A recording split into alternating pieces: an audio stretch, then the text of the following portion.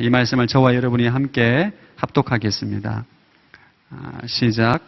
우리는 하나님을 사랑하는 사람들, 곧 그분의 뜻을 따라 부르심을 받은 사람들에게는 모든 것이 협력해 선을 이루는 줄을 압니다. 하나님께서는 미리 하신 사람들을 자기 아들의 형상을 닮게 하시려고 또한 미리 정하셨습니다. 이는 그 아들이 많은 형제들 가운데 맏아들이 되게 하시기 위함입니다.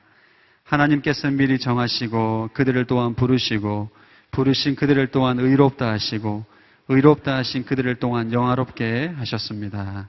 아멘. 오늘은 영광을 주시는 예수님이라는 제목으로 우리 이 시대 불의 사자 김승수 목사님 말씀을 해주실 텐데 큰 박수로 환영해 주시기 바랍니다.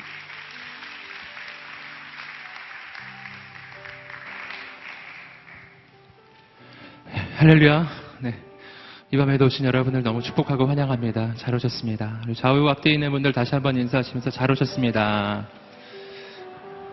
한 번 더 사랑합니다. 네. 잘 오셨습니다. 우리가 하나님을 기대하고 소망할 때 하나님은 우리의 기대보다 언제나 더 크고 놀랍게 역사하시는 줄 믿습니다. 네. 오늘 여러분 보니까 굉장히 표정이 밝게 보입니다. 네. 하나님을 기대하시죠? 네. 하나님 역사하실 것입니다. 함께 기도하고 하나님의 말씀을 나누겠습니다. 하나님 아버지, 오늘 우리 가운데 오셔서 주의 음성을 들려주시옵소서. 말씀하여 주십시오. 우리에게 필요한 것은 하나님의 말씀입니다. 그 말씀이 들려올 때 우리의 영이 깨어나고 우리의 인생이 새로워지기를 소원하나이다. 오늘 우리 이 밤에 기도할 때 주님 들으시고 놀랍게 역사하여 주시옵소서. 예수님의 이름으로 기도드립니다. 아멘. 우리가 이번 달에 계속해서 로마서 8장의 말씀으로 하나님의 은혜를 나누고 있습니다. 우리가 예수 그리스도 안에 있을 때 그 예수님을 통해서 우리 인생에 얼마나 놀라운 축복이 주어지는가 하는 것들을 우리가 계속해서 나누었죠. 우리에게 구원을 주시는 예수님, 또 우리에게 성령을 주시는 예수님, 그리고 지난주에 우리는 함께 우리에게 아들됨을 주시는 그 놀라운 주님의 선물에 대해서 함께 보았습니다. 오늘 말씀은 영광을 주시는 예수님, 이런 제목으로 함께 은혜를 나누고자 합니다. 우리 인생에 가장 큰 어려움이 있다면요, 그것은 그 어려움 그 자체죠. 내가 진짜 예수 그리스도를 믿고 구원받고 하나님의 자녀가 되면은 내 인생의 어려움은 사라지고 고난도 사라지고 그때부터는 그냥 고난 끝 행복 시작이었으면 좋겠는데, 근데 실제로 신앙생활을 해보면 그렇지가 않거든요. 예수 믿은 후에도 어려움을 만나고 또 고난도 만납니다. 그럴 때 우리는 당황하는 거죠. 예수님 믿었는데 왜 이런 일이 일어날까? 때로는 기도를 했음에도 불구하고 여전히 내 인생의 문제가 여전할 때가 있습니다. 그때 우리가 어려움에 빠지는 것이죠.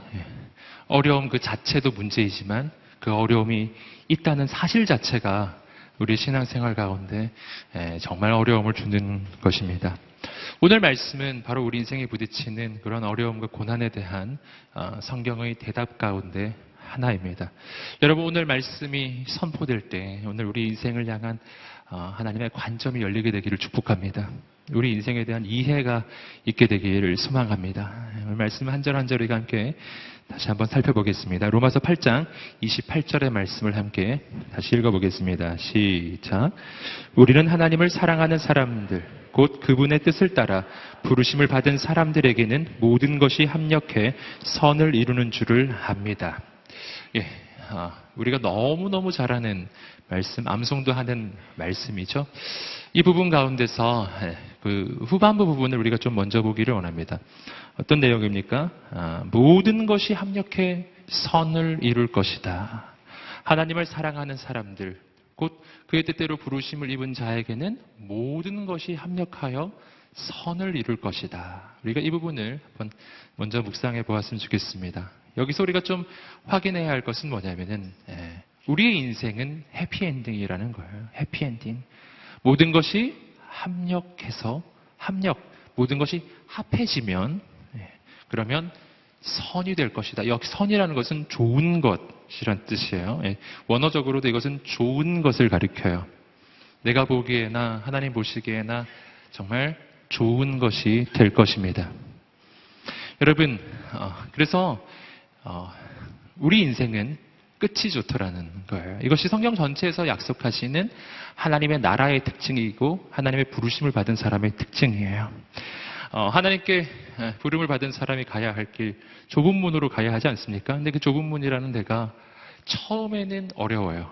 그런데 그 끝이 생명과 평안으로 끝이 난다는 것이죠. 마귀가 인도하는 길은요, 반대입니다. 마귀가 인도하는 길은 언제나 새드 엔딩이에요. 처음에만 좋아요, 처음에만. 처음엔 좋은데 끝으로 가면 멸망으로 끝이 나버립니다. 여러분, 우리는 이 두 가지 가운데 하나의 길을 걸어가는 겁니다.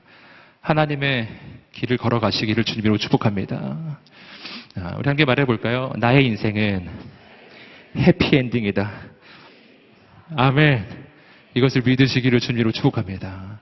그래서 우리가 무슨 헐리우드 영화 같은 거 볼 때요. 여러분, 우리는 절대로 주인공이 죽을 거라는 생각은 하지 않습니다. 물론 조마조마하기는 하지만, 그러나 끝은 분명 승리로 끝날 걸 알고 있잖아요. 우리 인생도 그렇다라는 것입니다. 모든 것이 합력해서 선이 됩니다. 끝은 좋은 것입니다. 근데 그 좋은 것이 되는 재료가 되는 것들이 있어요. 좋은 것이 되는 재료가 뭐죠? 오늘 말씀에서는 모든 것이라고 이야기하고 있습니다. 이게 아주 중요해요. 모든 것이라는 말은요, 그 안에 좋은 것만 포함되어 있지 않아요. 오늘 말씀은 우리 인생 가운데 좋은 조건, 좋은 배경, 좋은 환경, 그리고 내가 이룬 업적과 성취가 합해지면 좋은 결과를 맺을 것이다. 그러니 좋은 조건, 좋은 배경을 갖추고 열심히 노력해라. 이렇게 이야기하고 있나요? 그렇지 않습니다. 오늘 말씀이 이야기하는 것은 좋은 것만 합해지는 것이 아니에요. 모든 것이 합해지는 거예요. 그 모든 것 안에는 우리 인생의 모든 요소가 다 들어가는 겁니다. 거기에는 내가 예상할 수 없었던 어려움도 포함되고 나의 단점도 나의 약점도 나의 실수도 내 인생의 고난도 역경도 내가 보기에 이건 정말 없었어야만 했을 것 같은 내 인생의 힘든 것들까지도 그 안에는 다 포함됩니다.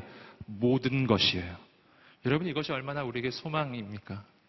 여러분, 내 인생에 비록 어려운 것이 있어도요, 그것이 합해지면 좋은 것이 되더라는 것이죠. 예. 한번 말해볼까요? 모든 것 안에는 나쁜 것도 포함된다. 아멘. 그러니까 나쁜 걸 보았을 때 너무 놀라지 않으시기를 주님으로 축복합니다. 예. 제가 예전에 이 부분을 여호수아 예배에서 한번 설명을 드리면서 그림을 한번 보여드린 적이 있었어요. 무슨 그림 보여드렸었냐면은 모나리자 그림을 보여드렸었습니다. 네, 여호수아 공동체 지체들은 아마 기억을 하실 수 있을 텐데요. 모나리자라고 하는 그림 잘 아시는 그림이잖아요. 예, 지금 뭐 보여드리지 않아도 잘 아실 겁니다. 그 그림을 보면요, 그 안에는 여러 가지 색깔이 조합되어서 하나의 그림이 이루어지죠. 근데 그 색깔 가운데는 분명 검은색이 있어요. 분명 아주 짙은 검은색에 가까운 갈색도 있어요. 정말 저는 놀랐어요. 어떻게 이 아름다운 그림, 걸작이라고 불려지는 그림 안에 이런 색깔이 있는가. 근데 가만히 보시면요, 그 모나리자라고 하는 그림 안에는 그런 색깔의 영역이 굉장히 많습니다. 어두운 부분이 참 많다고요. 그런데 놀라운 것은 뭐냐면 그 검은 색깔, 어두운 영역, 이 모든 것이요, 합해 놓으면 모나리자라고 하는 세계적인 걸작품이 되는 거예요. 한번 생각해 보십시오. 모나리자라는 그림 안에 그 검은 색깔 대신 뭐 핑크색이나 노란색이나 뭐 무지개 색깔 이런 게 칠해져 있다면, 여러분, 그렇다면 그게 걸작품이 되겠어요? 여러분, 하나의 작품이 이루어질 때는요, 그 안에는 내가 생각할 수 없는 어두운 영역이 분명 포함됩니다. 그런데 그것만 보면 낭망이 찾아오지만, 그러나 전체의 그림을 보기 시작하면 이게 걸작품으로 바뀌어버리는 거예요. 나중에 알고 보니까 그 어두운 부분조차도 이 걸작품이 되기 위해서는 반드시 있어야 하는 영역이 되는 겁니다. 여러분, 오늘 우리 인생이 바로 그렇더라는 것입니다. 여러분, 인생을 바라보면서 절망스러운 그런 나의 조건과 배경과 나의 실수와 그리고 내가 부딪히고 있는 고난들이 있으시죠? 내 인생에서 지워버리고 싶은 그런 것들이 있을 것입니다. 하지만 여러분 나중에 알게 되실 거예요. 그거 지우면 안 된다는 사실을. 그거 지우면 그림이 안 돼요. 여러분 그것까지 합해져서 좋은 것이 될 것입니다. 또 다른 예를 들어보면은 스포츠의 예를 들어드릴 수도 있어요. 여러분 하나님은 역전의 하나님이시잖아요. 스포츠로 말하면 하나님은 역전승의 명수이신 분이에요.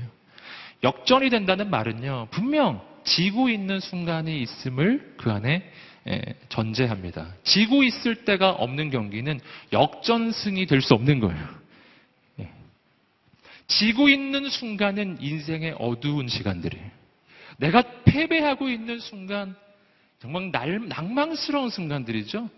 그리고 초조하죠. 지면 어떡하지? 그 초조했던 그 나날들이 있어요. 하지만 그 지고 있는 순간, 초조했던 그 순간, 막 가슴이 타들어가는 그 순간이 있기에 여러분 역전의 순간에 그 기쁨이 배가 되는 겁니다. 놀라운 일이 일어나는 것이죠. 여러분, 저는 늘 이 역전에 대한 생각을 하면 그 경기가 생각나요. 2002년 월드컵 때 한국 대 그 이탈리아전이었죠. 우리가 지고 있다가 동점골을 넣고 마지막 골든골로 이 안정환 선수의 골든골이 들어가는 그 장면을 기억합니다. 여러분, 얼마나 가슴이 타들어갑니까? 하지만 그 순간이 있었기 때문에 그 역전골이 터지는 순간 정말 모두 다 그 짐승처럼 막 울부짖으면서 예, 기뻐하는 것이죠. 저는 그때를 기억해요. 제가 그때가 2002년이면 제가 신대원 시절이거든요. 신학생들. 그 신학생들이 다 같이 함께 제가 장신대를 다녔기 때문에 그 한경직 기념관이라고 하는 그 아주 큰 홀에서 경기를 함께 관람을 했었습니다. 우리 이 신대원 친구들과 함께 보았어요. 다 전도사님들이죠. 평소에는 완전 전도사님이에요. 네. 완전 전도사님들 쫙 앉아가지고 이제 경기를 본 거죠. 그런데 제가 그 어떤 예배에서도 그렇게 기뻐하는 걸 제가 본 적이 없는 그런 괴성과 환호가 그렇게 막 날뛰면서 기뻐 뛰며 춤을 추는 그 시편의 장면이 막 펼쳐지더라고요. 네. 네.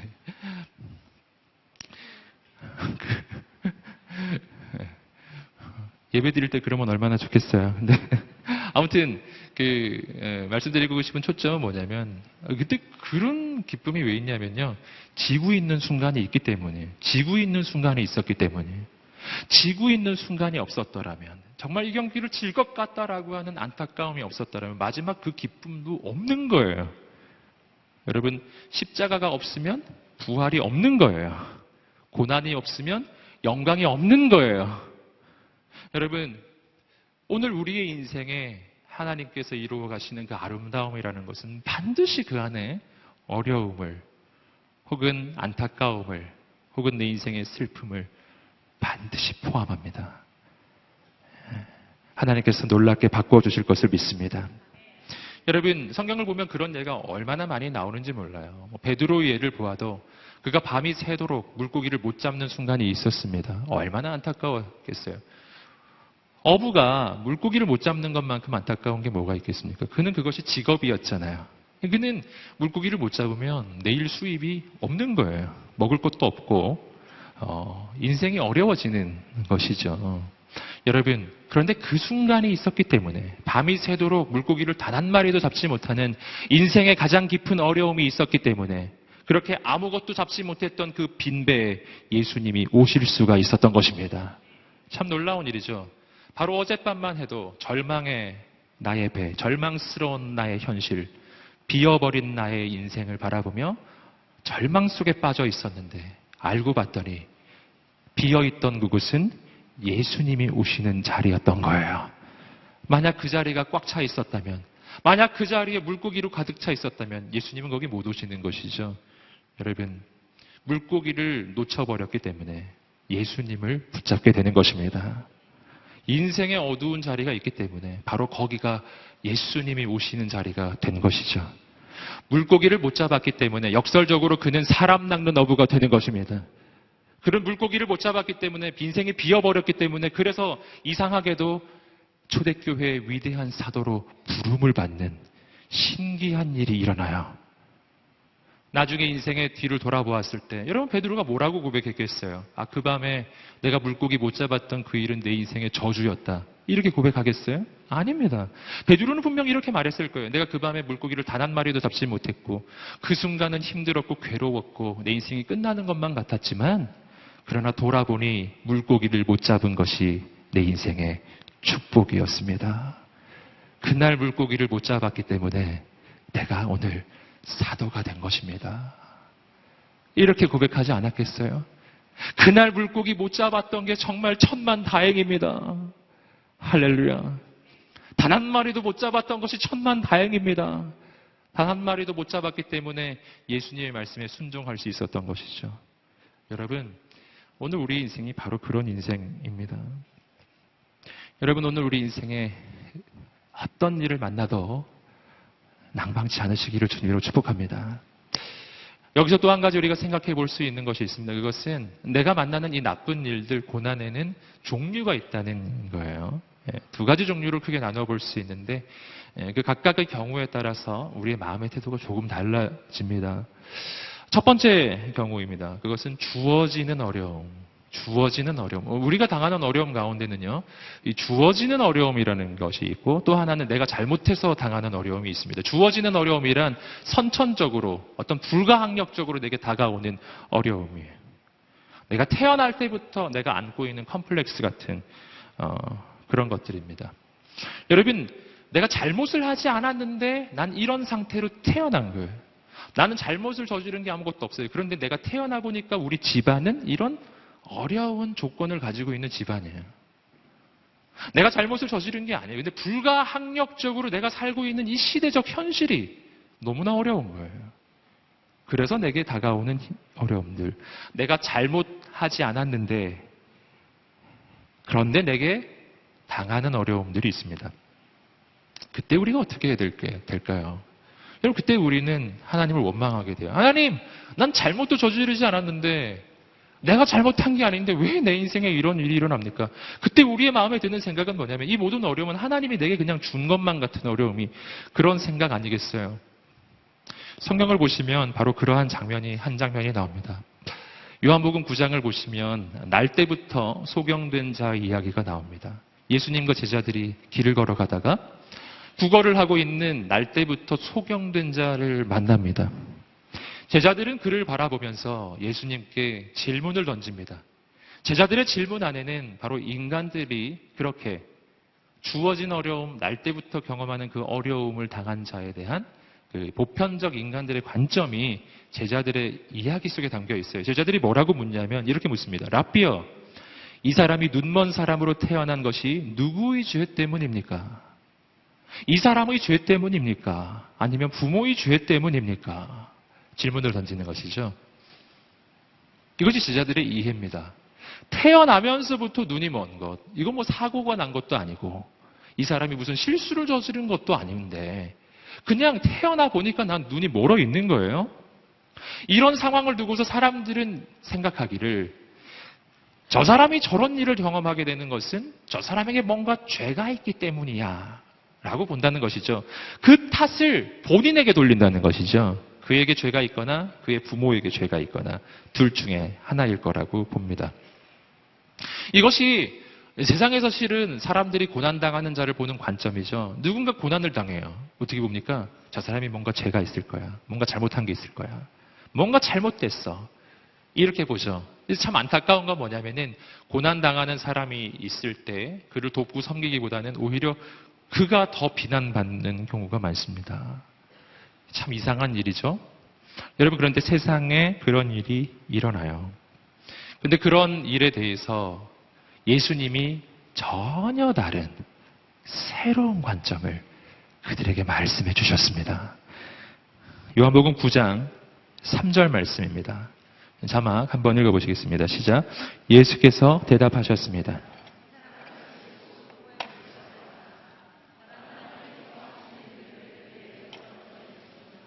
아멘. 이 사람의 죄도 아니다. 부모의 죄도 아니다. 다만 그를 통해 하나님의 역사를 드러내기 위함이다. 이것은 하나님의 섭리이고 이것은 하나님의 손길이다. 할렐루야. 얼마나 소망의 메시지예요. 이 눈먼 사람의 인생의 입장에서 생각해 보세요. 사람들은 언제나 내 탓을 했어요. 너가 잘못했을 거야. 너에게 무슨 죄가 있을 거야. 너의 집안에 무슨 죄가 있을 거야. 그러니 너가 그런 일을 당하지. 안 그래서가 그런 일을 당할 수가 있겠니? 이게 사람들이 늘 그의 인생을 향해 해준 말이잖아요. 정죄의 말, 비난의 말. 너 때문이야. 너 때문이야. 너 때문이야. 여러분 그런 말 많이 들어보셨죠? 너 때문이야. 너 때문이야. 이 죄인들이 하는 이야기입니다. 세상의 소리를 듣지 마세요. 예수님이 말씀하셨어요. 너 때문이 아니야. 할렐루야. 당신 때문이 아니라고요. 할렐루야. 당신 때문에 일어난 일이 아니에요. 그 일은 하나님의 영광을 위해서 하나님이 계획하신 일입니다. 이 소망을 품으십시오. 소망을 품으세요. 네. 인생의 고난을 당할 때 내가 이 절망에 빠진 아주 중요한 이유가 있죠. 이것이 나 때문일 때죠. 나 때문이라고 여기기 시작할 때. 여러분 그 안에는 하나님의 섭리가 있어요. 주님께서 어떻게 해주셨습니까? 진흙을 이깁니다. 침을 뱉어서 진흙을 만드시죠. 진흙으로 그 눈에 발라주시고 실로암 못에 가서 씻으라. 못에 가서 그 진흙을 씻습니다. 씻는 순간 눈이 뜨여지는 것이지. 그리고 그 사람은 그 즉시 예수 그리스도를 증거하는 가장 강력한 증거자가 되는 것입니다. 할렐루야. 아멘. 내 눈을 뜨게 하신 분. 할렐루야. 여러분 그는 예수님을 전하기 시작하는 것이죠. 그의 인생에 가장 처절하고 절망적이었던 그 상황이 예수님을 증거하는 가장 강력한 하나님의 방법으로 바뀌는 거예요. 여러분 어려움이 없으면 기적도 없고 고난이 없으면은 영광도 없는 겁니다. 여러분 인생에 위기가 없으면 당연히 간증이라는 것은 없는 것이죠. 여러분 간증이 있으십니까? 있으세요? 그분에게는 분명 어려움이라는 것이 있었을 겁니다. 할렐루야. 그렇다면 뒤집어서 말할 수도 있어요. 당신에게 어려움이 있으십니까? 대답이 없으시네요? 어려움이 있으세요? 고난이 있으세요? 간증이 될 것입니다. 할렐루야. 간증이 될 것입니다. 왜 그 어려움이 있는지 아시겠어요? 주님께서 이렇게 말씀해 주실 것입니다. 그것은 너의 죄 때문도 아니고 부모의 죄 때문도 아니야. 세상의 소리를 듣지 말아라. 그것은 하나님께서 놀라운 일을 이루시기 위한 하나님의 방법이란다. 여러분 이 밤에 하나님을 의지하시기를 주님 이름으로 축복합니다. 여러분 이 어려움 가운데는 두 번째 종류의 어려움이 있습니다. 두 번째 종류의 어려움은 이와는 다른 어려움이에요. 주어지는 어려움이 아니라 진짜 내가 실수해서 당하는 어려움. 정말 내가 잘못을 저질러서 받는 벌 이런 거예요. 여러분 이거는 뭐 변명할 여지도 없지 않습니까? 여러분 근데 이러한 어려움을 당할 때도 역시 우리 인생은 절망에 빠져요. 왜냐하면 이건 변명의 여지가 없어요. 이건 내가 잘못해서 일어나는 일이 너무 분명하거든요. 이건 뭐 어떻게 빠져나갈 길도 없는 거예요. 그때 우리는 어떤 상태에 빠지냐면요. 내 인생에 어려움이 있기는 한데 이 어려움의 원인을 내가 너무 잘 아는 거예요. 내가 잘못했기 때문에. 그러니까 내가 어떻게 생각하냐면 난 이 벌을 받아도 당연하지. 이렇게 생각해요. 그리고 어떻게 하냐면은 그 벌을 받으면서 살아요. 평생 그냥 그렇게 그 징계와 벌을 받으면서 그 고난과 어려움 가운데 그냥 사는 거예요. 그렇게. 그리고 새로운 소망이나 가능성은 꿈꾸지 못해요. 왜냐하면 이건 내 잘못이니까요.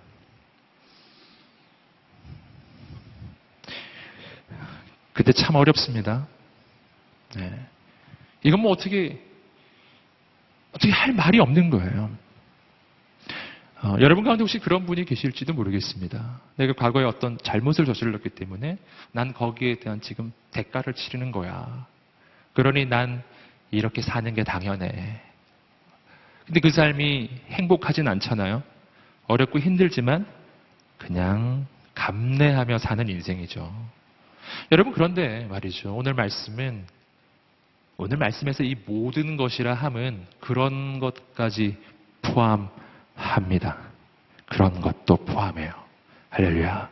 내가 잘못해서 경험하는 이 어려움까지 포함합니다. 하나님 안으로 들어가면 모든 것이 합력하여 좋은 것이 될 것입니다. 바뀐다는 사실이에요. 할렐루야. 여러분, 이 부분에서 우리는 다시 한번 생각해 보아야 해요. 신앙생활이란 무엇인가 하는 거예요. 신앙생활이란 무엇인가? 구원은 무엇입니까? 은혜는 어떤 것일까요? 여러분, 은혜란 본질적으로 자격 없는 자가 받는 것을 은혜라 하는 겁니다. 은혜는 자격이 있는 자가 받는 것이 아니에요. 자격 있는 자가 받는 건 은혜가 아니라 그냥 당연히 받을 걸 받는 거예요. 그걸 사례라고 하죠. 네.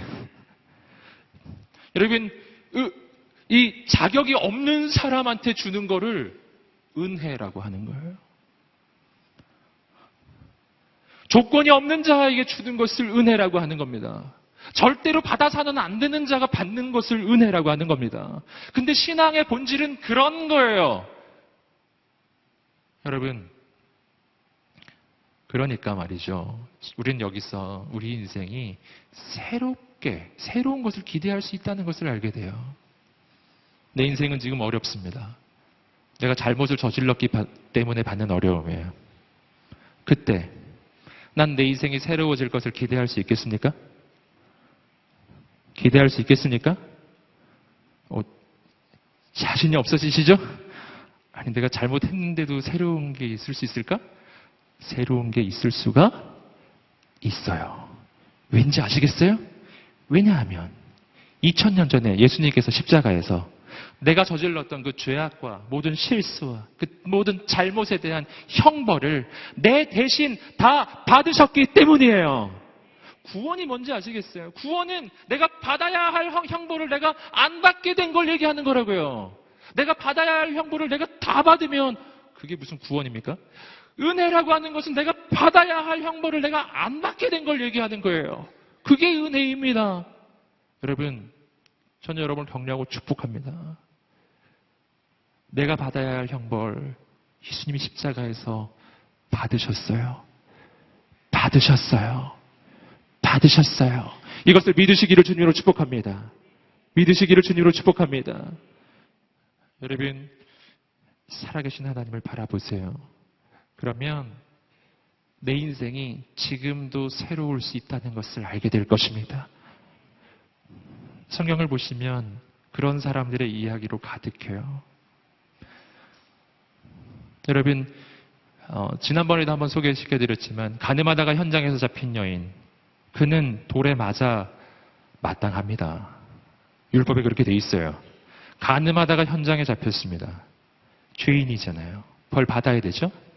여러분, 그런데 예수님이 뭐라고 말씀하셨죠?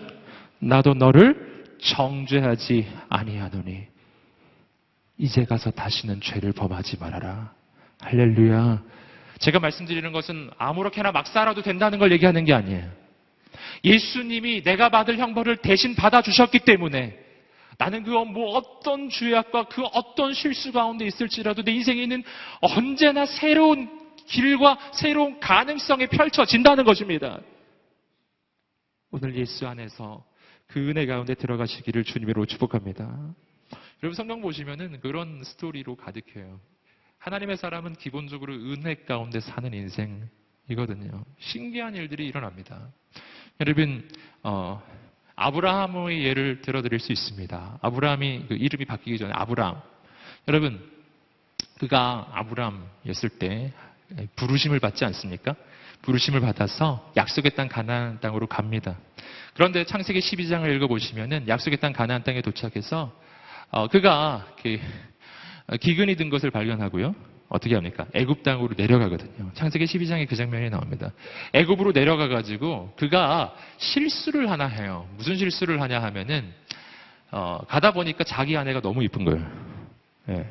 아내가 너무 이쁜 것도 불안함의 이유예요.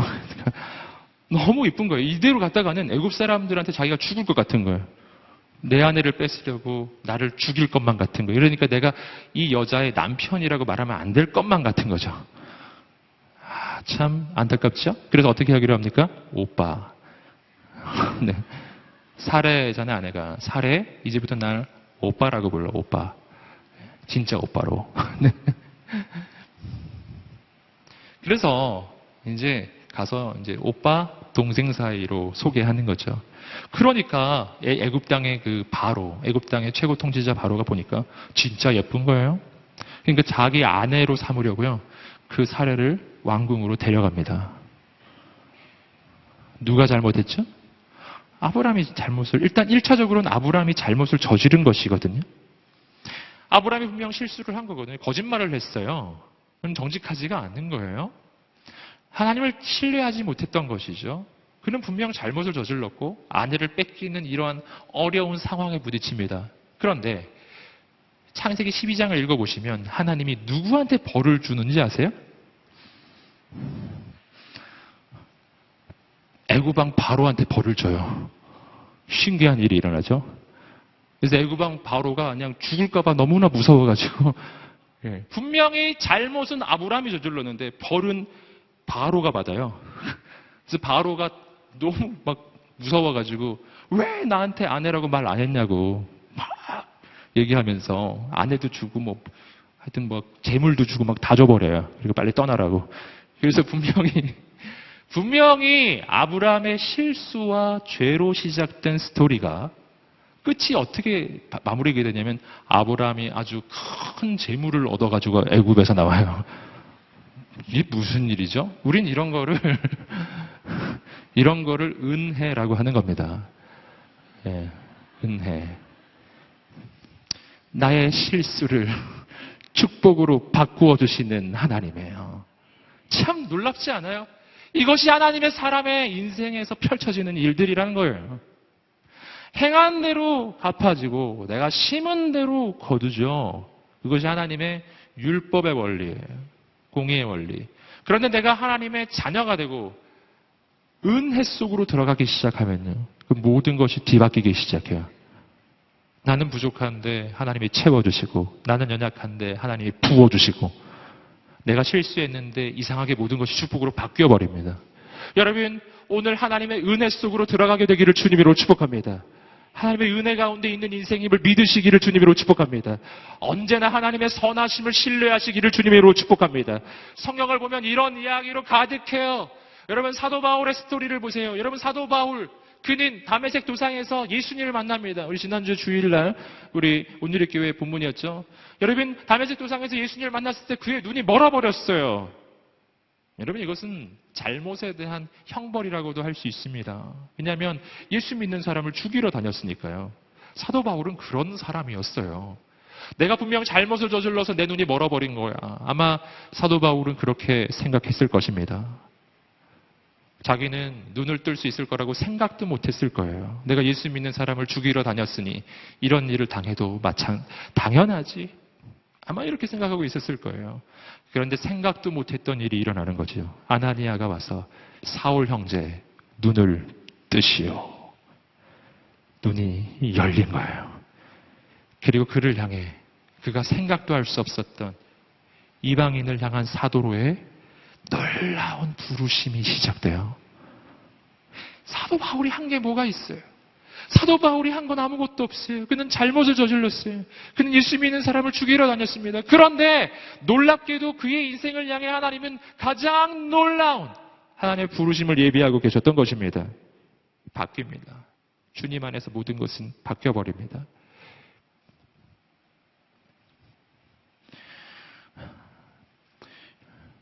여러분 오늘 우리 인생 가운데 하나님을 기대하시기를 주님으로 축복합니다. 로마서 8장 28절 말씀 다시 한번 읽어보실까요? 로마서 8장 28절 읽어보겠습니다. 시작. 우리는 하나님을 사랑하는 사람들 곧 그분의 뜻을 따라 부르심을 받은 사람들에게는 모든 것이 합력해 선을 이루는 줄을 압니다. 아멘. 모든 것이 합해지면 좋은 것이 되리라. 그런데 이것이 아무에게나 이런 일이 일어나는 게 아니라요. 이 앞에 전제가 좀 나온다는 것을 볼 수 있죠. 어떤 사람들? 하나님을 사랑하는 사람. 곧 그의 뜻대로 부르심을 입은 사람. 하나님의 부르심을 받은 자라면. 그리고 또 한 가지 좀 주목할 표현은 뭐냐면은 하나님을 사랑하는 사람이라면 염려하지 말아라. 모든 것이 합해져서 좋은 것이 되리라. 라는 약속입니다. 자, 누구라고요? 자, 하나님을 부르심을 받은 사람. 이 부분은요, 성경에서 많이 나오는 표현이기 때문에 사실은 우리가 익숙한 표현이에요. 그런데 오늘 말씀에서 보시면은, 우리가 평소에 잘 생각하지 않았던 표현이 하나 더 나옵니다. 그것은 뭐냐면, 하나님을 사랑하는 사람이에요. 하나님을 사랑하는 사람이라면, 모든 것이 합해져 좋은 것이 되리니, 염려하지 말라라는 것이죠. 이것을 뒤집어서 말하면, 내 인생이 비록 어려울지라도 힘들지라도요, 이 모든 것이 합력해서 선이 되게 하는 방법이기도 한다는 것이죠. 여러분, 인생이 어려워요. 내가 그 어려움 가운데 대처할 수 있는 가장 좋은 방법이 뭘까요? 금방 보셨어요. 내 이 어려움 가운데 이 어려움을 좋은 것으로 바꿀 수 있는 방법이 하나 있어요. 오늘 말씀에 나왔어요. 뭐죠? 함께 외쳐보겠습니다. 하나님을 사랑하는 것. 아멘. 왜입니까? 하나님을 사랑하면 모든 게 합력해서 선이 된다니까요. 여러분, 오늘 말씀이 우리에게 요구하지 않아요. 무엇을 해야 한다. 오늘부터라도 하루에 한 가지 착한 일을 해라? 이렇게 돼 있나요? 아니잖아요. 이 말씀이 전제하는 건 단 한 가지예요. 하나님을 사랑하는 사람이라면. 그러니 여러분, 오늘 우리 인생이 어느 순간 어느 자리에 있더라도 내가 절대로 포기하면 안 되는 가치가 하나 있습니다. 그것은 하나님에 대한 사랑이에요. 그것만큼은 포기해서는 안 돼요. 끝까지 하나님을 놓아서는 안 된다는 것입니다. 여러분, 하나님을 끝까지 붙잡으시기를 주님으로 축복합니다. 하나님을 사랑한다는 것은요, 끝까지 하나님을 기대하는 것입니다. 마지막까지. 그러면 반드시 하나님의 역사가 일어날 것입니다. 여러분, 탕자의 교훈을 알고 계시죠? 탕자의 교훈도 마찬가지죠. 탕자는 먼 나라에 가서 허랑방탕합니다. 죄를 저질렀습니다. 여러분, 그는 모든 것을 잃어버립니다. 실패합니다. 거지가 돼버렸어요. 여러분, 그런데 말이죠. 이 탕자가 마지막 순간까지 놓지 않았던 것 하나가 있습니다. 뭐죠? 아버지를 놓지 않았어요. 함께 말해보겠습니다. 아버지를 놓지 않으면 새 길이 열린다. 아시겠죠? 아버지를 놓지 않았어요.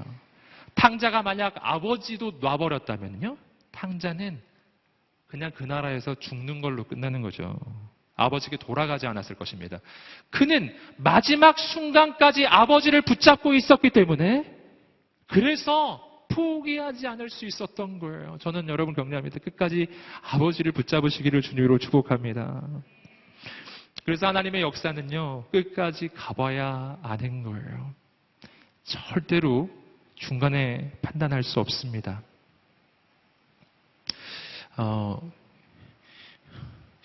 전에 한번 말씀드린 적이 있는데요. 제 인생에도 그런 게 하나 있는데, 제가 참 이해할 수 없는 그 순간들, 뭐 여러 순간이 있지만, 그 중에 하나가 제가 대학교 때 영문과를 갔다는 사실이거든요. 그게 저는 정말, 네. 정말 제가 이해가 잘 안 됐던, 받아들이기가 상당히 어려웠던 현실이었어요. 왜냐하면 제가 영문과를 뭐 가고 싶어서 갔다기보다는 어쩌다 갔거든요. 어쩌다가, 진짜 어쩌다 갔어요. 예, 제가 뭐 고등학교 때까지 변함없는 장래 희망은 과학자였거든요. 그러니까 영문과를 간 건 굉장히 이상한 일이었어요. 근데 뭐 그 이야기를 다 하면 아주 이제 스토리가 길어지니까 복잡하지만, 아무튼 어쩌다 영문과를 지원했고, 어쩌다 들어갔는데, 들어간 순간부터 내가 왜 여기 왔을까? 예, 사실은 지원한 순간부터였어요. 내가 여기 왜 지원했을까? 그 다음에 들어간 다음에는 내가 왜 여기 와 있지? 이런 생각하면서, 4년, 대학 4년 중에 한 3년은 그렇게 생각하면서, 4학년이 됐을 때 조금 달라졌어요. 예, 조금 달라졌는데, 3년은 진짜 그렇게 생각했어요. 참 힘들었습니다. 적성에 사실은 잘 안 맞았어요. 제가 어렸을 때부터 변함없이 과학을 좋아하고 과학자가 꿈이었고, 뭐, 그랬었기 때문에 전혀 이 문과적 소양이 별로 없었었던 거거든요. 그래서 뭐 저는 뭐 사실은 정답 딱 쓰는 거 이런 거 잘하는 사람인데 문과 가보니까 정답 딱 쓰면 안 되더라고요. 좀 이렇게 그걸 좀 풀어서 예, 한마디로 할 수 있는 걸 뭐 한 페이지로 쓰고 막 이런 그런 능력이 있어야 되더라고요. 근데 저는 그런 능력이 없어요. 능력이 없는 거예요. 그래서 똑같이 공부했는데 예, 성적이 잘 안 나오고 예. 갔는데 여학생이 너무 많고 막 여학생이 정도껏 많아야지 너무 과하게 많으면 그게 남자가 힘들어지는 거거든요. 예. 그래서 여학생이 107명 있었습니다. 남학생이 17명 있었습니다. 그때. 네, 그래서 제가 그것도 어려웠고 또 여학생들이 영어를 너무 잘하는 것도 너무 힘들었고 너무 영어를 잘하는 거예요. 뭐 그래서 그 원어민 선생님들이 뭐 숙제 내고 그러시는데 맨날 뭐 이렇게 숙제 뭐였냐고 이렇게 물어보기도 좀 힘들고 그것도 부끄럽고 네 어려웠어요. 여러분 근데 제가 왜 영문과에 갔는가? 제가 언제 깨달았냐면은 신학대학원 가서 알았어요. 그때 알았어요. 내가 왜 영문과 갔는지. 예. 영문과에서 하는 거는 뭐 잘 아시겠지만 예, 영어 영문학과예요. 그래서 문학을 하는 곳이에요. 문학. 예. 그래서 저는 뭐 그 부분을 조금 말씀드리고 싶은 것은 제가 왜 영어를 잘 못하냐면은 영문학을 제가 하느라고 영어학을 잘 못해가지고 이렇게 말씀드리고 싶은 마음이죠. 근데 아무튼 문학을 하는 곳이에요. 그래서 시를 보고 소설을 보거든요. 왜냐하면 시, 특히 뭐 시 같은 경우, 또 소설 같은 경우, 텍스트를 놓고서 텍스트를 읽어가면서 그 텍스트의 의미를 분석해요. 이게 어떤 의미가 있고, 이 단어가 무슨 의미가 있고, 이미 작가가 어떤 것을 주려고 하고, 뭐 이런 거예요. 여러분, 그런 거를 4년 내내 그런 것만 하거든요. 할렐루야. 그걸 뭐라고 부르냐면, 큐티 훈련이라고 하는 거죠. 네. 큐티 훈련. 네. 성경을 보니까 텍스트만 다르고 하는 건 똑같은 거예요. 계속. 이 앞뒤 관계가 어떻고, 이건 무슨 뜻이 있고, 무슨 의미가 있고, 작가가, 이 저자의 의도가 뭐, 맨날. 예. 신기하더라고요. 아, 그래서 영문학과 갔구나. 내가 내 뜻대로 전자공학과 갔으면 큰일 날 뻔했다. 정말. 네. 그러면 또 큐티 훈련 받느라고 몇 년 갔을 거 아니에요? 여러분, 텍스트를 분석하는 게 똑같더라고요. 깜짝 놀랐어요. 아, 그래서 거기 갔었구나. 다 하나님의 은혜입니다. 지나고 나면 알게 돼요. 네, 지나면 알게 돼요. 조금 더 시간이 지나면 깨닫게 돼요. 그때 하나님이 주신 그 길이 최고의 길이었구나. 제가 시간이 지나면서 생각이 드는 거는 뭐냐면 왜 내가 영문학과를 다닐 때 더 열심히 공부하지 않았을까? 왜 그때 그냥 내가 왜 여기 있을까? 이것 때문에 그렇게 고민하며 세월을 보냈지? 아니 왜 그 고민을 했을까? 그 고민할 시간에 공부 좀 더 하지. 그랬으면 지금 더 잘할 수 있었는데. 할렐루야. 저는 그런 얘기를 좀 드리고 싶어요. 하나님이 우리 인생 가운데 주시는 모든 상황은 이해가 안 돼도요. 그것이 내 인생에 가장 좋은 것임을 믿어야 해요. 그리고 뭘 해야 되냐면 충성하셔야 합니다. 충성. 그러면 나중에 그게 합해지면 좋은 게 돼요. 근데 그때 얼마나 충성하느냐에 따라서 나중에 더 좋은 게 돼요. 더 좋은 게 되는 겁니다. 여러분, 그 믿음을 품으시기를 주님으로 축복합니다. 여러분, 다윗을 한번 생각해 보십시오. 그는 왕이 되기 전에 이력이 양측이에요. 그 왕 되기 전에 왜 양치기를 하는 겁니까? 이해되세요? 잘 이해 안 되잖아요. 여러분, 그러나 그가 양치기였을 때 다윗이 그거 이해 안 된다 생각하지 않았어요. 그 비천한 직업이라고 생각하지 않았어요. 목숨 걸었죠. 여러분, 베들레헴에서 그리고 이스라엘 전역에서 최고의 양치기, 목숨 걸고 양을 지키는 목숨 걸고 양을 지키는 목자. 네. 할렐루야. 너무너무 충성된 거예요. 아무도 안 알아줘도, 아빠도 안 알아주고 청들도 안 알아주고 도무지 알아주는 사람도 없는데 그는 그냥 충성해요. 미래에 대한 계획을 가지고 한 게 아닙니다. 잘 몰라요. 앞으로 뭐가 될지 잘 모르고 앞으로 뭐 골리앗과 싸울지 왕이 될지 어떻게 알아요. 하지만 다만 하나님이 나에게 주신 자리가 여기이기에 아무도 안 알아줘도 난 하나님 앞에서 충성되게 양을 위해 목숨을 거는 거예요. 신기한 일이 일어나죠. 목숨 걸고 양 지키려고 사자하고도 싸우고 곰하고도 싸워요. 그런데 놀랍게도 그것이 골리앗과 싸우는 연습이 된 거예요. 그는 몰랐어요. 그게 골리앗과 싸우는 연습인지. 근데 골리앗과 싸워보니까 그게 연습이었어요. 용기가 생기는 거예요. 내가 사자하고도 싸웠는데 골리앗한테 못 이기겠어? 이렇게 말할 수 있게 된 거예요. 할렐루야. 여러분, 양을 위해 목숨 거는 사람, 자신의 양을 돌보기 위해 목숨 거는 그의 그 충성됨을 하나님은 보시고, 너가 양을 위해 목숨을 걸 수 있다면 내 백성 이스라엘을 위해서도 목숨을 걸겠구나. 착하고 충성된 종아, 내가 작은 일에 충성하였으니 많은 일을 너에게 맡기겠다. 이스라엘의 왕이 되기를 바란다. 할렐루야. 여러분, 작은 일 안에 미래의 열쇠가 있어요. 내가 지금 현재 겪고 있는 그 비천하고 어려운 일 속에 내 미래의 열쇠가 있어요. 여러분, 오늘 하나님께서 모든 것을 합력해서 선을 이루신다는 것을 믿으십시오. 그리고 오늘 충성하시기를 축복합니다. 계속해서 29절 말씀을 한번 읽어보시겠습니다. 시작. 하나님께서는 미리 아신 사람들, 자기 아들의 형상을 닮게 하시려고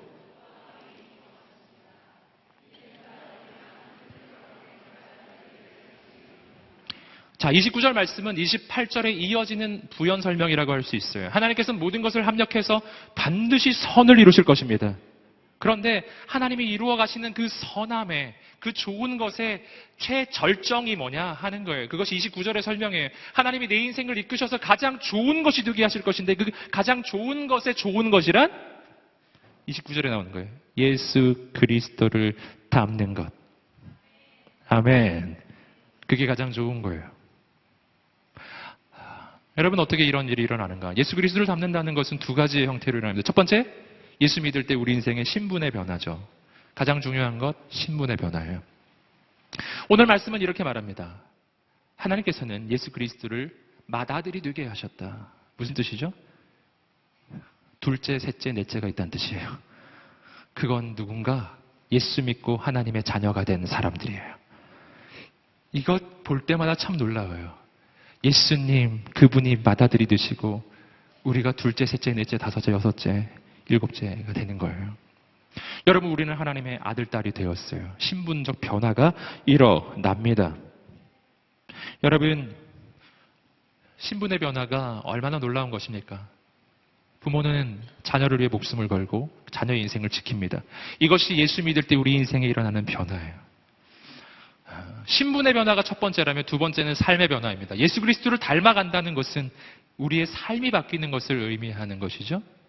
오늘 우리 교회 표어처럼 예수님을 바로 보여주는 사람들, 바로 예수님을 닮은 사람이 되는 것이죠. 어떻게 하면 그렇게 할 수 있을까요? 이 전에도 한번 설명드렸는데요. 어떻게 하면 그렇게 할 수 있을까요? 내가 애쓰고 힘써서 착한 일을 하면 그렇게 될 수 있는 게 아니에요. 여러분, 주님을 닮아가는 가장 좋은 방법은요, 나의 행위와 나의 외적인 변화로서 닮아가는 게 아니고 내 인생의 본질적 변화가 일어나는 것입니다.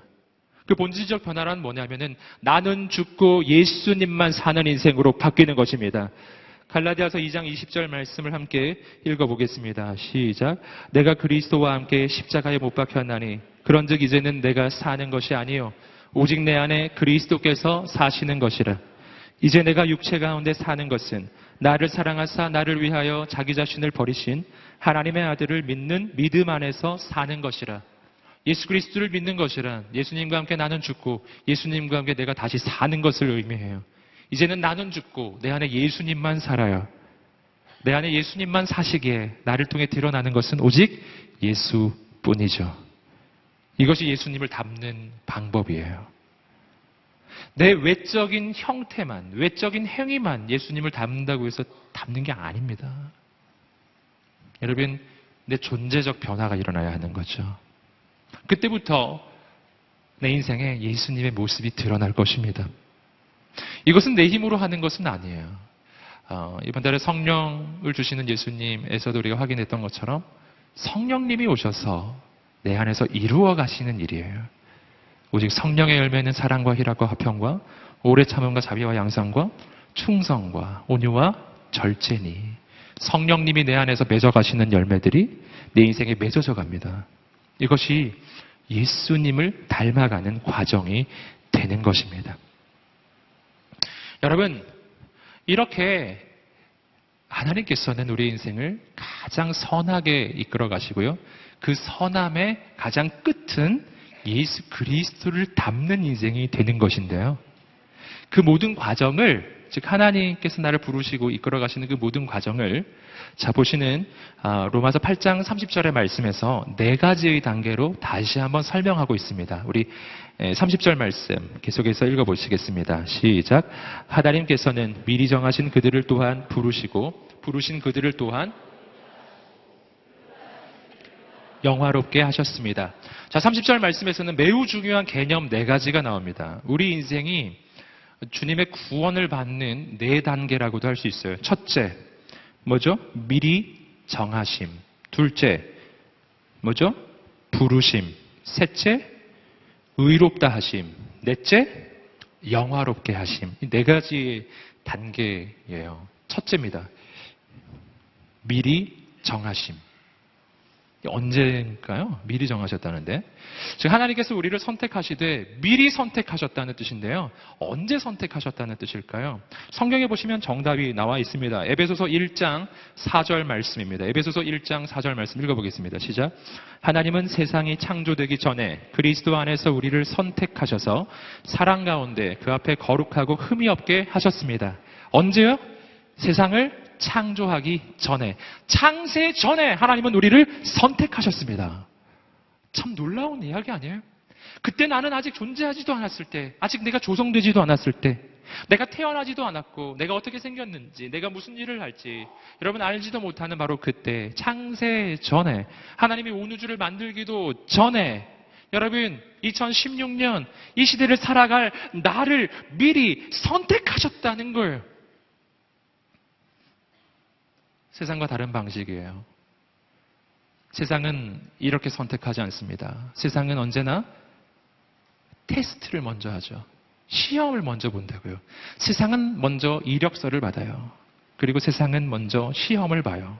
그리고 나서 자격이 되고 조건이 되고 그리고 충분한 그 자격을 갖추었다고 생각하는 사람을 선택해요. 즉 선택이, 세상에서는 선택이 가장 나중에 이루어지는 일이에요. 그러나 하나님 안에서는 달라요. 하나님 안에서는 선택이 가장 빨리 와요. 하나님은 나의 자격과 조건을 보지 아니하시고 일단 선택하셨습니다. 그리고 나서 어떻게 하시는가? 나의 자격과 조건을 갖추어 주세요. 선택하고 자격이 되게끔 나를 세워주시는 것입니다. 하나님 안에서 소망을 발견해요.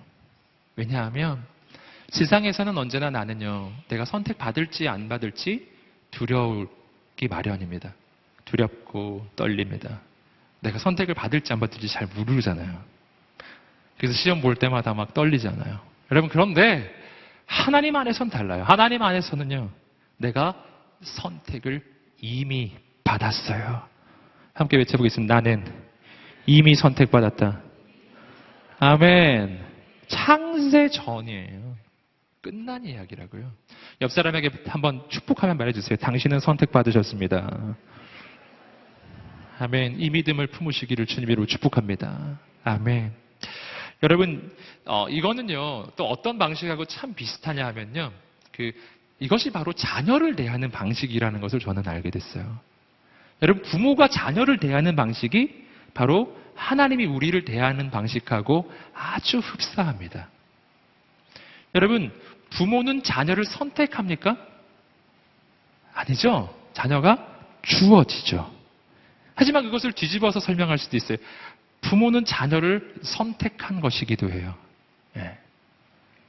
태어나는 그 순간에 이미 선택한 것이죠. 그를 나의 자녀로. 그런데 이 부모가 자녀를 선택하는 것은요, 언제 이루어지는 거냐면 태어나는 게 전부터예요. 그 전에 이미. 여러분, 어떤 부부가 결혼을 했습니다. 잉태해요. 정상적인 가정이라면요, 잉태하고 그리고 임신 사실을 알고 초음파 사진을 찍었을 때 그 사진을 보면서 부부가 기뻐하는 게 정상이에요. 그 남편이 그 사진을 보면서 막 감동해야 정상이라고요. 그렇죠? 보통의 가정, 정말 사랑하는 가정은 그러합니다. 진짜 부모는 그렇습니다. 여러분, 그 자녀가 아직 콩알만할 때, 아직 인간으로서의 형상이 아직 만들어지지 않았을 때, 그때 부모는 그 자녀를 사랑합니까? 사랑하죠. 사랑하기 때문에 태교하잖아요. 태교. 애가 듣는지 안 듣는지는 모르는데 막 클래식이 막 들으면서 앉아있고 그냥. 예. 그렇잖아요. 예? 그리고 애를 위해서 약도 안 먹고, 애를 위해서, 내 태아를 위해서 감기 걸려도 약도 안 먹고, 수술을 해야 되지만 수술도 안 하시는 분들 계시다고 해요. 여러분, 그게 사랑이죠. 내 아이가 아직 태어나기도 전에, 태어나지 않았지만 이미 사랑하기로 결정한 거예요. 어떻게 생겼는지 확인하지 않아요. 어떻게 생겼는지 확인하고 공부를 잘하는지 확인하지 않아요. 이미 사랑하기로 결정해요. 부모가 자식을 사랑하는 방식입니다. 그 아이가 태어나요. 그 아이가 병에 걸려요. 어떻게 하죠? 그 아이를 고치기 위해 전 재산을 쏟아부어도 아까워하지 않죠. 왜냐하면 그 아이는 생겨나는 그 순간부터 이미 사랑하기로 결정했기 때문이죠. 이것이 부모의 모습이에요. 지금 미디어에 나오는 그 잘못된 부모를 제가 얘기하는 거 아니에요. 진짜 부모를 얘기하는 거예요. 여러분, 하나님이 날 그렇게 보시는 것입니다. 전 여러분 격려하고 축복합니다. 하나님이 당신을 사랑하기로 결정하셨습니다. 그러니 소망을 품으세요. 그분은 나를 미리 선택하셨어요. 두 번째, 부르십니다. 미리 선택한 것이란 내가 태어나기도 전에 난 이미 선택받았다는 뜻이고, 부르신다는 것은요, 내가 태어난 이후에, 그 이후에 하나님이 부르시는 부르심을 이야기해요. 여러분, 성경을 보시면 언제나 하나님의 사람의 인생은 부르심으로 시작이 됩니다.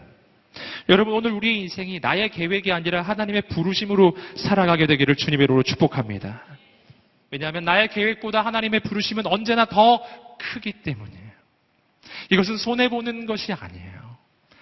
여러분, 하나님의 부르심을 위해 내 계획을 포기할 때 그 하나님의 부르심 속에 들어있는 하나님의 계획이 이루어질 것입니다.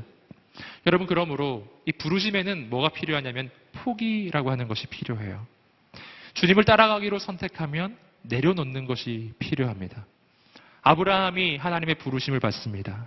하나님께서 아브라함에게 이렇게 말씀해 주셨어요. 너는 너의 본토 친척 아비집을 떠나 내가 내게 지시할 땅으로 가라. 여러분, 지시할 땅으로 가려면 본토 친척 아비집을 내려놔야 해요. 나의 안정된 과거를 내려놓아야 해요. 그러면 하나님의 새로운 미래가 시작합니다. 내려놓음이 없이 하나님의 길을 선택하는 것은 없는 거예요. 포기하지 않으면 선택한 게 아닌 거예요. 전에도 말씀드렸지만 30억의 여자를 버리지 않으면 한 명의 여자와 결혼할 수 없어요. 네. 내려놔야 돼요. 네. 포기하셔야 합니다. 류시진 대위를 포기하셔야 돼요. 그래야 남편을 만납니다. 네. 여러분, 포기해야 주님을 만나요. 베드로는 배에 잠기게 물고기를 잡았습니다. 그 다음 어떻게 했죠? 그 물고기를 버려요. 그리고 예수님을 따라가는 겁니다. 여러분, 물고기 잡은 그물 끌고, 예수님 이거 좀 끌고 갈게요. 배도, 배 엄청 아까운데 배 막 끌고 다니고 막. 그러고서는 예수님 못 따라가는 거죠. 네, 못 따라갑니다. 내려놔야 주님을 잡을 수 있어요. 여러분, 포기하지 않으면 선택한 게 아닌 겁니다. 여러분, 그리고 이 부르심이라는 말에는 어떤 의미가 하나 내포되어 있냐면은 그것은 하나님이 우리를 부르시는 것은 인격적이다라는 내용이 포함돼요. 무슨 말이냐면 하나님이 만약 비인격적이신 분이라면 부르실 필요가 없죠? 그냥 소환하게 돼요, 소환. 선택의 여지가 없는 거예요. 여러분, 근데 부르심이라고 하는 건 이게 선택의 여지가 있는 거예요, 그게. 얘야, 나와 함께 가지 않을래? 주님이 제자들을 부르시죠. Follow me, 나를 따르라. 그 다음 제자들이 어떻게 하죠? 선택하는 거예요. 따라갈지, 따라가지 않을지. 즉, 부르심이란 선택의 여지가 나에게 있다는 뜻이에요. 그때 여러분, 응답하기로 결단하시기를 주님으로 축복합니다. 부르심과 응답이 만나야 그 다음 하나님의 계획이 펼쳐져요. 부르심에 내가 응답하지 않으면 하나님의 역사가 이루어지지 않습니다. 성경을 보시면 주님이 부르셨다고 해서 다 따라온 건 아니에요. 베드로를 부르십니다. 나를 따르라. 베드로는 잡은 물고기 다 버리고 배도 버리고 예수님 따라갑니다. 그런데 그렇지 않은 사람도 있었어요. 부자 간원. 그는 예수님께 물어봅니다. 내가 어떻게 해야 영생을 얻을 수 있겠습니까? 예수님 말씀하십니다. 율법을 다 지켜라. 내가 다 지켰는데요. 그러자 예수님 말씀해 주셨습니다. 너에게 한 가지 부족한 것이 있다. 너가 가지고 있는 모든 재산을 팔아서 가난한 자에게 나눠주고 너는 나를 따르라. 제자들에게 주셨던 그 명령을 그 부자 간원에게 똑같이 주셨어요. 너는 나를 따르라. 단 나를 따라오려면 너가 잡고 있는 걸 내려놔야 해. 그때 이 부자 간원은 어떤 반응을 보였습니까? 베드로하고는 좀 달랐어요. 부자 간원은 이렇게 했어요. 근심하며 돌아갔더라. 왜냐하면 가진 게 많았거든요. 여러분, 부르심에 응답하십시오. 그래야 새 역사가 시작합니다. 여러분, 주님께서 부르신 다음에는 세 번째 단계가 와요. 의롭다 하심. 내가 어떻게 의롭게 됩니까? 성경이 말해주는 내가 의로워지는 방법은 단 한 가지뿐이에요. 나의 의가 아닙니다. 나의 행위가 아닙니다. 나를 위해 십자가에 달려 죽으신 예수님이십니다. 예수님이 나를 대신해서 십자가에 달려 죽으시고 그 십자가에서 나의 모든 죄의 대가가 치루어졌기 때문에 내가 그분을 믿을 때 의로워져요. 행위로서 의로워지는 것이 아닌 믿음으로써 의로워지는 그 의로움입니다. 여러분, 오늘 주님을 의지하시기를 축복합니다. 이 주님의 이 단계가 보이시죠?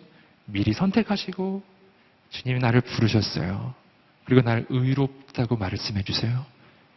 그리고 마지막 단계입니다. 영화롭게 하신다. 여러분, 이 부분은 우리가 좀 주목해 보셔야 합니다. 한국말로도요, 과거형이죠. 영화롭게 하셨습니다. 한번 말해 볼까요? 영화롭게 하셨습니다. 근데 여러분 보셔서 아시겠지만 여러분 이 모든 사건들이 다 과거는 아니거든요. 미리 선택하셨어요. 과거 맞습니다. 부르셨어요. 이것도 과거 같아요. 세 번째, 의롭다고 하셨어요. 예수님의 십자가 2000년 전에 있었고 내가 예수 그리스도를 믿었으니 난 의로워졌어요. 과거죠. 근데 영화롭게 하셨어요. 요거는 과거 사건이 아닌 것 같지 않으세요? 이것은 사실은 하나님께서 펼쳐가실 미래 사건이거든요. 미래 사건. 미래잖아요. 가장 놀라운 영광은 하나님의 나라에서 보게 될 것입니다. 여러분, 그런데 이 말씀은 이 시제를 미래로 하지 않고 있어요. 이제 너희를 영화롭게 하시리라 라고 하지 않았고요. 영화롭게 하셨습니다. 과거형이에요. 이것은 원어적으로도 똑같습니다. 원어적으로 과거형이기 때문에 여기에 과거형이 적혀 있는 겁니다. 미래 사건을 왜 과거로 표시했을까요? 그 까닭은 여러분 헬라어의 이 용법을 보면은 미래이지만 너무나 확실하면 이것이 이루어질 게 너무 분명하면 미래 일임에도 불구하고 과거로도 쓸 수 있다. 라는 거예요. 무슨 말인지 아시겠죠? 내 인생은 영화롭게 될 것입니다. 하나님이 그렇게 계획하고 계시기 때문이에요. 아멘. 모든 것은 합력해서 선이 될 것입니다. 여러분, 하나님의 영광은 반드시 이루어집니다. 그래서 이 일은 이미 내 인생에 이루어진 것이나 다름이 없어요. 자, 이 부분 마지막으로 함께 나누고 기도하면 좋겠습니다. 여러분, 나는 이미 영광스럽다는 것이죠. 하나님의 영광은 이미 내 인생에 이루어진 것이나 다름이 없거든요. 여러분, 나의 이 어려운 현실 속에서 하나님의 영광을 볼 수 있기를 바라요. 내 인생은 영광스러워요. 내가 가진 것이 없어도, 병들었어도, 내가 실수했어도요, 내 인생에는 이미 영광이 있어요. 왜냐하면 하나님 말씀하셨잖아요. 내가 너희를 영광스럽게 하였다. 과거형이라니까요. 너희는 이미 영광스럽다. 왜인지 아시겠어요? 당신을 살리기 위해 예수님이 죽으셨기 때문이에요. 내 인생의 가치, 이미 너무 가치 있는 거, 너무 가치 있는 거예요. 여러분, 오늘 우리의 인생의 의미입니다. 여러분, 그러니 세상의 영광을 구하지 마십시오. 세상의 영광은 찰나적이고 세상의 영광은 짝퉁이에요. 찰나적인 세상 영광을 위해 영원한 하나님의 영광을 포기하지 마십시오. 짝퉁 영광을 위해서 진짜 영광을 포기하지 마세요. 여러분, 그리고 또 한 가지 분명 알아야 될 것, 내 인생은 이미 영화롭다라는 겁니다. 여러분, 그래서 하나님이 당신의 인생을 포기할 수 없는 거예요. 당신을 위해 치른 값이 있기 때문입니다. 모든 것은 합력해서 아름답게 될 것입니다. 여러분, 오늘 우리의 인생 가운데 눈이 열려지게 되기를 주님으로 축복합니다. 내 인생을 부르신 하나님을 향한 믿음이 있게 되기를 주님으로 축복합니다. 여러분, 모든 것을 합력해서 선을 이루시는 하나님을 바라보십시오. 이 시간 함께 기도하면서 나가겠습니다. 기도하며 나갈 때 하나님, 나에게 믿음을 주십시오.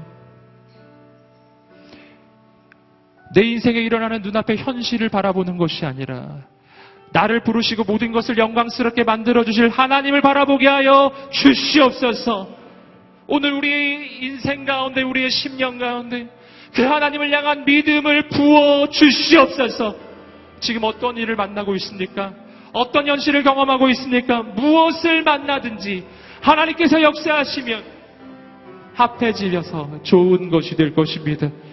오늘 이 시간 그 믿음을 나에게 부어달라고, 내 삶의 인생을 주 앞에 의탁하며 나가는 사람들, 우리 주 앞에 한번 일어나셔서 기도하며 나가겠습니다. 또한 하나님 앞에 간절히 기도하며 나가는 분들, 여러분 복도로도 나오시고 앞으로도 나오시고, 여러분 하나님 앞에 무릎을 꿇고도 기도하며 나가십시오. 여러분, 우리의 마음의 고백을 주 앞에 올려드리십시오. 우리의 삶의 현실을 올려드리십시오. 하나님, 내 인생을 새롭게 볼 수 있는 믿음의 눈을 열어 주시옵소서. 우리 주 앞에 두 손을 들고 간절히 주여 세 번 외치시며 기도하겠습니다. 주여, 주여, 주여.